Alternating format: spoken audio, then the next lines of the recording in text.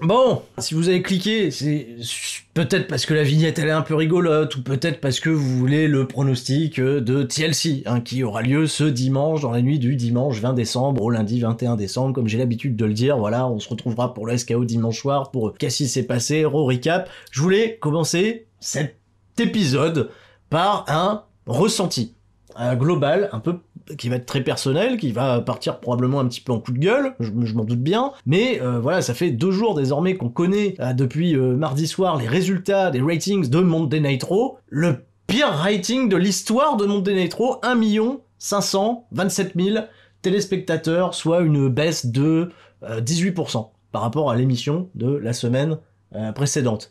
La pire audience également réalisée sur la démographie qui intéresse les publicitaires, les chaînes de télévision, les 18-49. Je sais que c'est chiant de parler chiffres, surtout quand t'es fan de catch à un moment, voilà, t'es pas là pour faire la compétition économique, t'es juste là pour passer un bon temps, pour prendre du plaisir devant une émission. Mais le problème, c'est que, bah là, cette émission, on le sent bien, Monday Night Raw depuis quand même quelques mois, parce qu'on envie de dire depuis quelques années, c'est pas le truc qui le fait le plus bander, quoi. Il y a sur généralement 3 heures d'émission, on enlève les pubs, 2h20, il y a peut-être un quart d'heure, 20 minutes à sauver de trucs que je trouve vraiment très très bien. Et si vous suivez le Raw Recap depuis désormais quelques semaines, ou même si vous suivez les 3CFM depuis les plusieurs années, je suis pas juste un type qui tape sans arrêt sur WWE.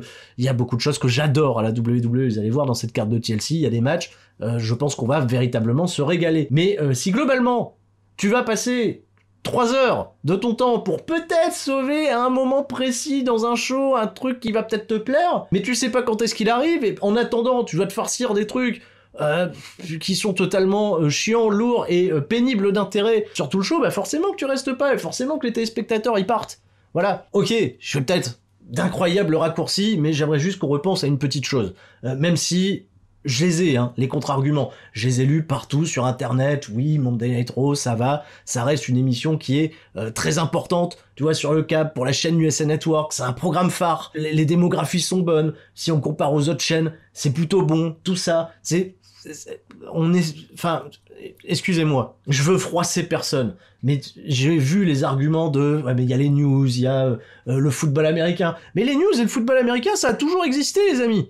Ça a toujours été là. Ok, il y a eu un super gros match de football américain qui a été diffusé en même temps que Monday Night Raw, mais c'est pas non plus le all-time record qu'il y a eu. Il y a plein de matchs qui ont fait des meilleures audiences que ça, et Raw qui a pas été particulièrement impacté, parce que les gens qui s'intéressent au catch et qui ont fait de ce rendez-vous, tu vois, leur rendez-vous hebdomadaire, et qui sont pas, tout le monde n'est pas intéressé par le football américain, ils vont regarder Monday Night Raw en priorité. Bah même ces gens-là, ils regardent plus. Voilà, et qu'est-ce qu'on fait comme constat? Moi, il y a 2 ans, le 18 décembre 2018, Monday Night Raw s'est ouvert avec Vince McMahon, Stephanie, Shane et Triple H. Ils se sont adressés au public, ils ont dit, les mecs, on comprend, on fait de la merde là avec les storylines, tout ça, c'est pas à votre goût, on en a bien conscience, on va tout changer. On va tout changer désormais. Grosse phrase de politicard, c'était génial. Désormais, c'est vous l'autorité. C'est le public l'autorité, on va vous donner ce que vous voulez. On va vous donner ce que vous voulez. Très bien. 2 ans plus tard, qui voulait voir Lana passer à travers des tables 10 semaines à la suite? Qui voulait voir, je sais pas moi, Drew Gulak courir avec les nuls là derrière R-Truth? Est-ce qu'il y a des choses que vous vouliez vraiment voir? Il y a 2 ans, Monday Night Raw, c'était 2 500 000 téléspectateurs. Aujourd'hui, on a 1 500 000. Qu'est-ce qui se passe? La chaîne CZ4, je pense qu'elle va encore durer 2 ans. Au moins, peut-être, j'en sais rien, d'ici là, Inch'Allah. On fait quoi? On fait un Raw Recap, on dit bravo Monday Night Raw, 500 000 téléspectateurs. On a encore perdu 1 million en 2 ans. Moi, les gens qui se disent c'est pas grave, la situation n'est pas grave, et puis il faut comprendre, faut trouver des excuses, faut trouver des circonstances atténuantes, allez-y, raisonnez comme ça. On se retrouve où après? On fait quoi? Au plus profond de moi, fan de catch depuis de si nombreuses années, que WWE, qui a le meilleur roster au monde, j'ai même envie de dire multigénérationnel. Voilà, même s'ils ont pas su recréer les grosses stars, en termes de talent, ils ont la matière pour faire un truc, je pense, qui peut dépoter un budget, des équipes, voilà, qui peuvent faire tout péter. À mon sens, et ça n'engage que moi, si on raisonne en, ok, c'est pas trop grave, il y a des circonstances atténuantes, on va jamais s'en sortir. Ça va jamais s'améliorer. On va jamais avoir un produit plus qualitatif que ce qu'on a actuellement. Et qu'est-ce qui se passe? On va continuer de tirer vers le bas. Voilà, on va descendre. Et une fois qu'on sera tout en bas, on fait quoi? On se regarde, on fait une queue leu, non? Et puis même, enfin, par expérience, connaissant un monsieur que vous pouvez trouver méprisable par moment ou quoi que ce soit, mais quand même, le génie qui est derrière Vince McMahon, je l'espère, va pas laisser ça passer. À un moment, faut taper du poing sur la table. Mais j'en suis même à me poser des questions. En effet, quand il y a des situations d'urgence, d'alerte, il faut ramener les ratings, il faut ramener les gens pour qu'ils s'intéressent. Ils ont une fâcheuse tendance à rappeler des vieux. Ils rappellent Goldberg, ils rappellent Lesnar, ils vont rappeler des part-timers, ça va repartir d'un petit pic comme ça, puis ça va redescendre. Et j'en suis même là à me dire, mais rappelez Vince Russo aussi, il faut. Rappelez Vince Russo pour écrire. WWE, qu'est-ce que vous foutez, quoi? Bougez-vous! Bougez-vous! Et moi j'ai envie qu'ils se bougent. C'est ma promotion de cœur. J'adore WWE. Bah oui, bien plus que bien d'autres compagnies, même si ça transparaît pas toujours sur cette chaîne. Et quand je râle, c'est bien souvent parce que je suis passionné et que cette compagnie, elle a fait tout de moi aujourd'hui. Elle accompagne ma vie et elle accompagne certainement la vôtre également. Donc voilà, je vais pas m'étendre plus. C'est juste un coup de gueule peut-être un peu primaire. S'il fallait détailler, on va détailler plus, on détaillerait plus, mais là je viens d'occuper, tu vois, 5 minutes du temps juste par cette ouverture pour vous dire également qu'on se retrouvera dimanche à partir de 20h pour le SKO avec il y aura au moins Rabi, Ludivine pour l'instant qui sont confirmés, malheureusement Flo sera pas là et on fera 4 show quiz, voilà, comme d'habitude, TLC preview de la carte complète avant la grande échéance, lundi qu'est-ce qui s'est passé, mardi Raw recap, exceptionnellement, et ça j'en suis vraiment désolé, c'est pour une question d'emploi du temps et aussi c'est par rapport à mon taf IRL, vendredi, il y aura pas de 3CFM, il y aura pas de guerre des mercredis soirs et on ne reviendra qu'à partir de 2021 pour la suite des aventures de All Elite contre NXT. Mais voilà, hop, je me redescends, je souffle, merci d'être encore là, de comprendre pourquoi je râle. On va parler de TLC. Il y a 6 matchs annoncés sur la carte et tu vois, même avant qu'on parle des 6 matchs, j'ai envie tout de suite de parler d'un match qu'on n'a pas eu.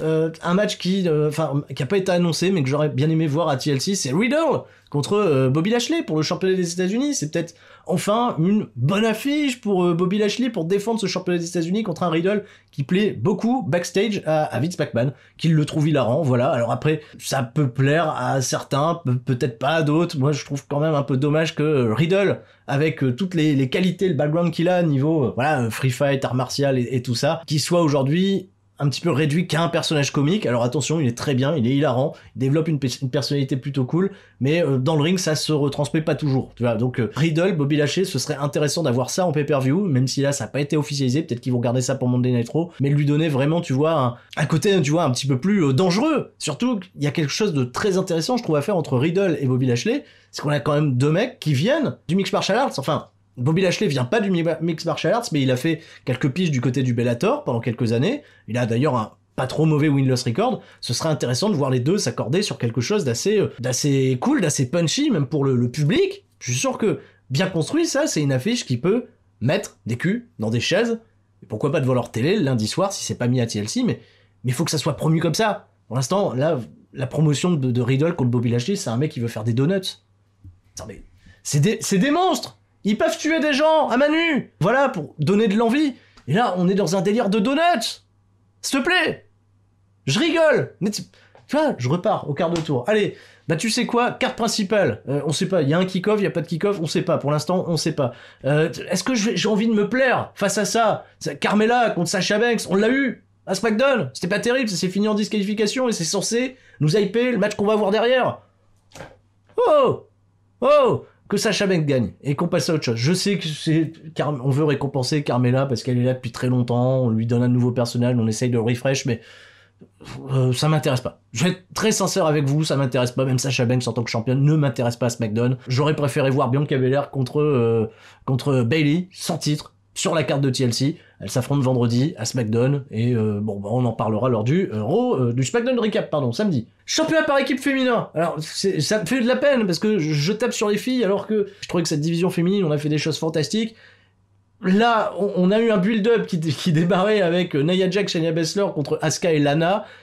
Ils ont blessé Lana, après qu'elle ait battu Nia Jax, donc ça fait pas trop de sens, ils ont blessé Lana. Nia Jax et Shayna Baszler, individuellement, voilà, j'ai rien contre elle, l'équipe est un peu étonnante, Asuka est une super catcheuse.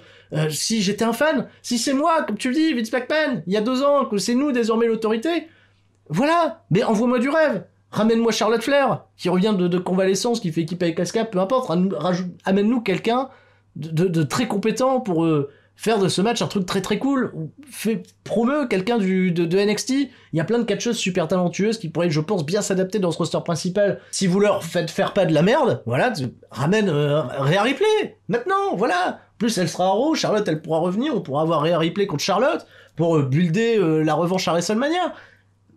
Faites-nous rêver. On va se retrouver avec un truc. Ou Kairi Sane. Pareil que Kairi Sane, elle est encore en bon terme avec WWE. Faites-la revenir avec Asuka, les gens seront contents. Profitez de cette solution. Bon alors, l'histoire de Lana, j'y comprends rien.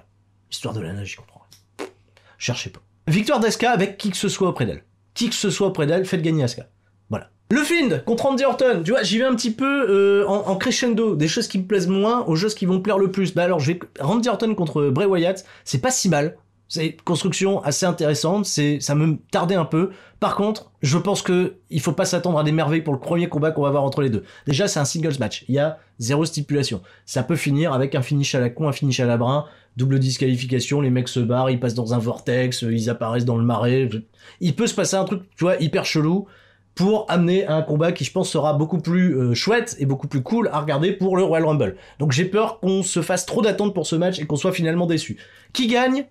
Bray Wyatt, voilà, ou alors double DQ, voilà, il faut rien, ne vous faites pas de grosses attentes pour ce match, vraiment pas, parce que ce serait même faire de l'ombre aux deux main events qui, eux, ont l'air un petit peu plus colossaux, tu vois, sur le papier. Championnat par équipe d'Euro, j'aime bien ce qui s'est passé, là, et Kofi Kingston, Xavier Woods contre Cedric Alexander et Shelton Benjamin, j'ai bien aimé la construction, on redonne un petit peu, tu vois, de profondeur, en tout cas dans le storytelling, dans cette division tag, ce qui est pas si mal. Il y a ce comportement un peu chelou, un peu étrange de Cedric Alexander, mais qui est en train, je trouve, véritablement de se révéler au sein de ce Hurt Business. Il y aura MVP qui sera auprès d'eux. Je pense vraiment qu'on peut s'attendre à de la très très bonne action in-ring. Ils nous l'ont prouvé à chaque fois qu'ils se sont affrontés là à Raw. On a des matchs qui sont pas si mal. Hein, voilà, c'est juste que ça a du mal à investir tout le monde parce que on a été habitué pendant les 2 dernières années à avoir une division par équipe de Raw qui était totalement aux fraises. Il va falloir du temps. Donc si là il fallait rebâtir, tu vois, une division par équipe à Raw, commencez par ça.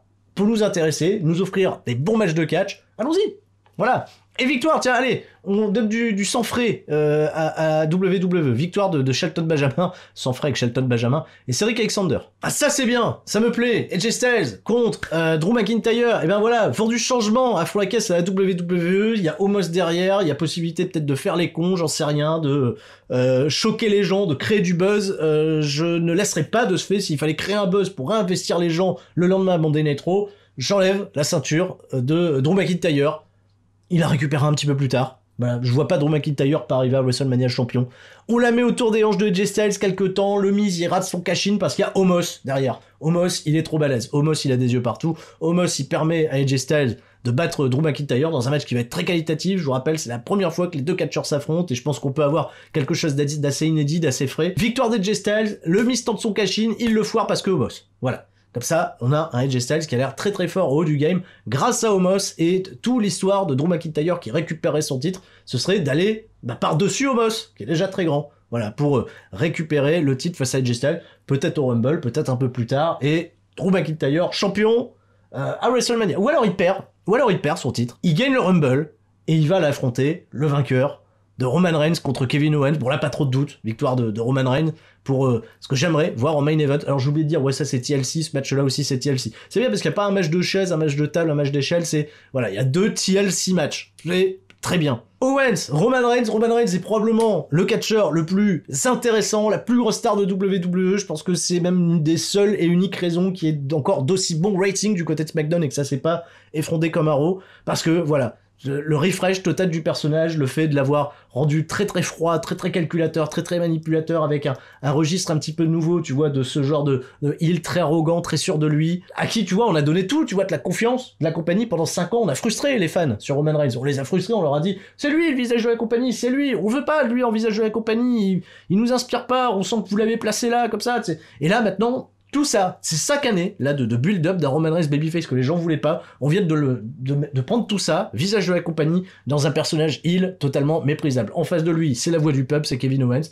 Il va faire le taf, il va être là pour, en effet, perdre, mais crédibiliser encore plus Roman Reigns comme le boss du game, le boss final du game. Super, très bien. On constate quand même qu'avec de tels éléments, pourquoi ça va pas WWE ? Bah parce que en dessous, faut construire. En dessous, faut qu'on ait de l'intérêt. Voilà.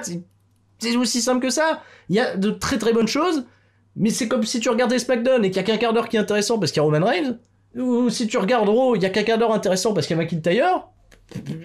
Le reste, faut pas bâcler. Arrêtez de bâcler le reste. Voilà, donnez-nous envie de voir les affiches, mais de nous dire, il y a de l'intérêt aussi dans les trucs un petit peu plus bas. Et là, TLC, bah ouais, il y a 3 matchs qui m'intéressent réellement sur les 6 qui sont annoncés, les 3 autres, je fais, bon... C'est tout pour moi, voilà, ça aurait été court, j'aurais râlé, j'aurais ragé un bon coup, ça m'aura fait du bien, vous avez le droit d'être d'accord, vous avez le droit de pas être d'accord. Vous m'avez peut-être connu beaucoup plus enthousiaste et fun, mais là j'avais besoin de lâcher du lest, j'ai envie que ça bouge, j'ai envie que voilà, 2020, on termine les choses, on essaye de bien terminer. TLC, surprenez-nous. La semaine prochaine, Reboost, et 2021, voilà, WWE, comme ils l'ont fait avec leur petit clip, là, ils ont fait un petit clip sur les réseaux sociaux où tu vois Drew McIntyre et tous les superstars, ils mettent des coups de pied, des coups de poing, là, à 2020, et 2021, c'est le héros. Bon, ça va pas être non plus GGN en 2021, mais ils vont y arriver. Je vous dis, ils vont y arriver. J'ai confiance. Et arrêtez, soyez exigeants! Soyez exigeants. Si j'ai un conseil à vous donner, soyez exigeants sur ce que vous regardez, surtout que vous y passez du temps. Raw, c'est 2 heures. SmackDown, c'est 1h30. Si on enlève les pubs, si vous prenez les formats, vous passez beaucoup de temps de votre vie à regarder WWE, regardez, exigez que ça soit le plus qualitatif possible et tout ira bien. Voilà, soyez exigeants. Envers vous-même, envers WWE, envers tout.